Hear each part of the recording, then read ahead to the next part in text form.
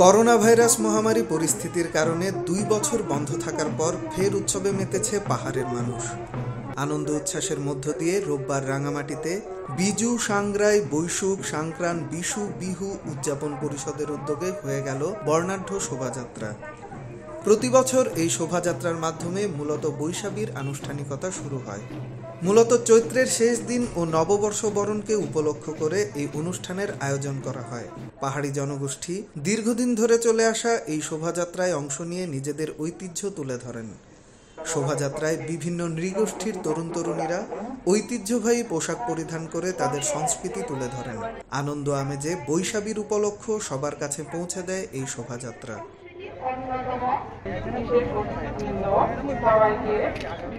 দীর্ঘ 2 বছর পর এমন উৎসবে সামিল হতে পেরে উচ্ছ্বসিত তরুণ তরুণীরাও। উপস্থিত সবাইকে আমি আমার ব্যক্তিগত পক্ষ থেকে সালাম, শুভেচ্ছা এবং অভিনন্দন জানাচ্ছি। আমাদের হিলোর বালেদি হিলোর প্রদর্শনের পক্ষ থেকে সবাইকে নমস্কার ও আন্তরিক শুভেচ্ছা। দিনে মানে তারপরে একদিন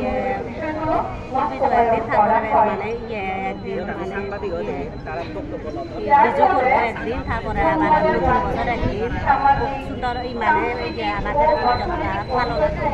প্রধান অতিথি ও উদ্বোধক হিসেবে বেলুন উড়িয়ে অনুষ্ঠানের উদ্বোধন করেন পার্বত্য চট্টগ্রাম আঞ্চলিক পরিষদের চেয়ারম্যান জ্যোতিরিন্দ্র বোধিপ্রিয় লার্মা ওরফে সন্তু লার্মা। এই উৎসবের মধ্য দিয়ে নিজেদের সংস্কৃতি ধারণ ও লালন করে আরও বিকশিত করার প্রত্যয় ব্যক্ত করেন তিনি। আমাদের অবশ্যই মূল্যায়ন করা উচিত আমার ফেলে আসা দিনগুলো, সেই আমার জীবনে কতটুকু আমার ব্যক্তি জীবনকে এগিয়ে নেওয়ার ক্ষেত্রে, আমার ব্যক্তি জীবনকে সমৃদ্ধ করার ক্ষেত্রে কতটুকু ভূমিকা রেখেছিল।